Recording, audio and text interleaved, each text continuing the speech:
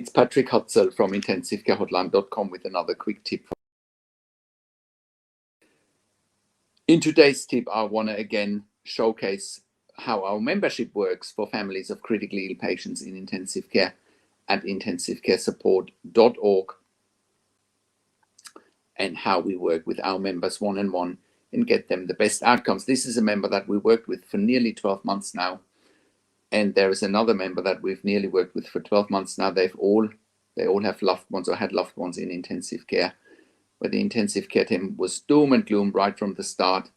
And we told them not to give up, and we advised them how to steer this difficult territory that is intensive care.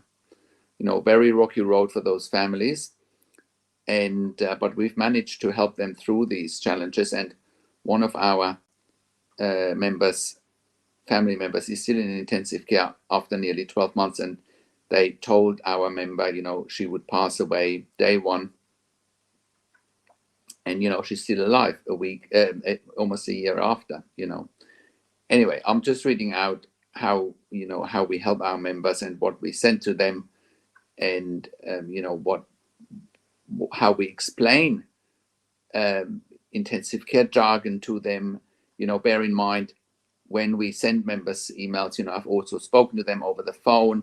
So we all had lengthy discussions, about what it all means, and breaking down the medical terms and the terminology so that the family really understands, or our members really understand what is exactly happening, because intensive care teams don't have the time to talk to families one-to-one, and they don't have the time to break down medical jargon. They often only want their agenda being met, and that's all they're interested in. So anyway, here is one of the emails that we send to our members. The oxygen requirement for your mom from the ventilator is currently very high at FiO2 90%. Arterial blood gas was done at FiO2 90%, and it still shows low partial pressure of oxygen despite high oxygen support from the ventilator.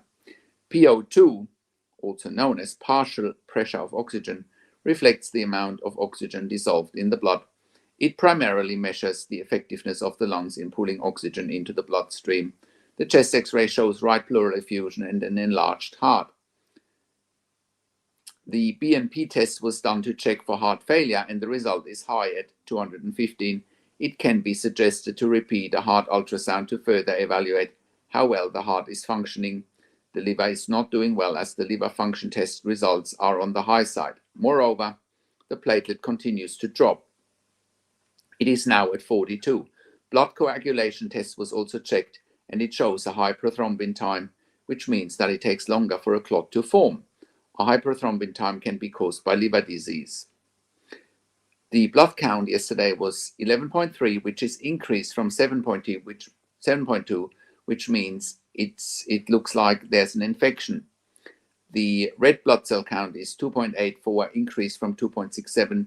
Hemoglobin is low at 8.3, but it's increased from 7.7. Hematocrit is 27.4, increased from 25.6, and it's low. Platelets is 42, decreased from 44, and that's low as well. The metabolic panel from yesterday: sodium 135, which is normal, potassium 4.7, normal, chloride 101, normal, carbon dioxide 31, normal, anion gap 3, blood urea nitrogen 43, decreased from 72, glucose is 128, which is normal, creatinine is decreased from 1.33 down to 1.19, but it's still high. AP, alkaline phosphate, is 264, which is high. AST is 60, which is high, and ALT is 23, which is normal. Bilirubin is high, 6.1, and bilirubin direct is 3.4, which is high as well.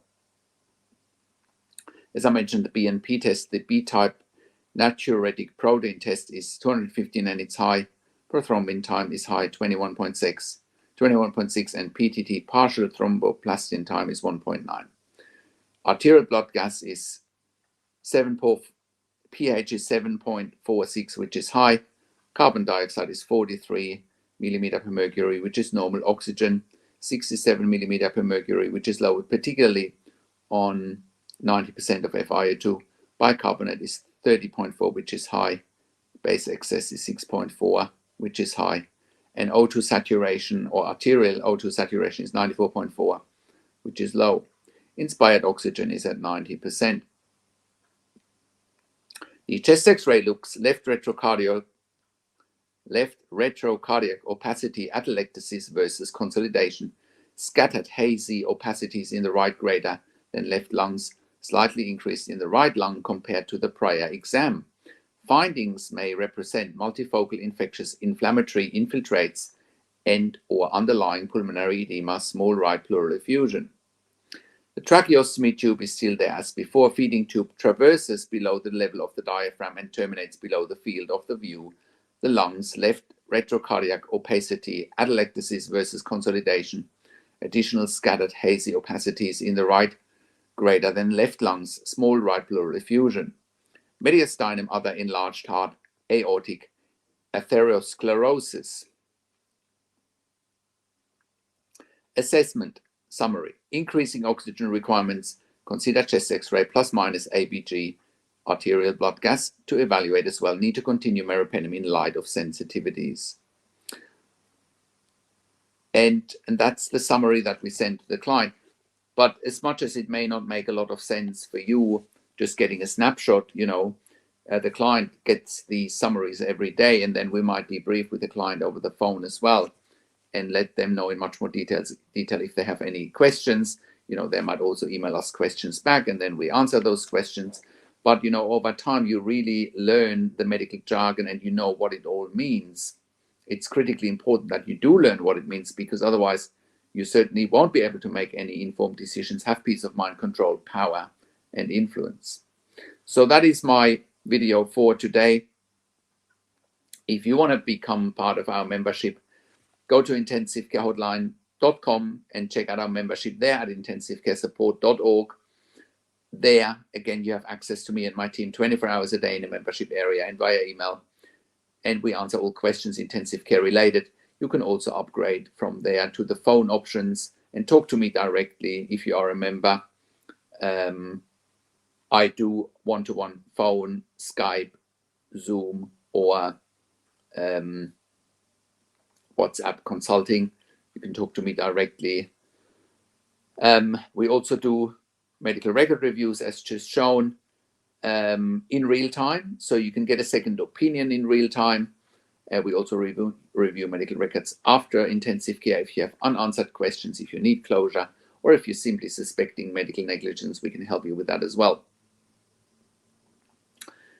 And if you have any questions regarding any of it, go to intensivecarehotline.com, call us on one of the numbers on the top of our website, or simply send us an email to support@intensivecarehotline.com. Now, if you like those videos and if you find value in it, subscribe to my YouTube channel for regular updates for families in intensive care. Click the like button, click the notification bell, comment below what you want to see next or what questions and insights you have. Share the video with your friends and families, and I will talk to you soon. Thanks for watching. This is Patrick Hutzel from intensivecarehotline.com, and I'll talk to you in a few days. Take care for now.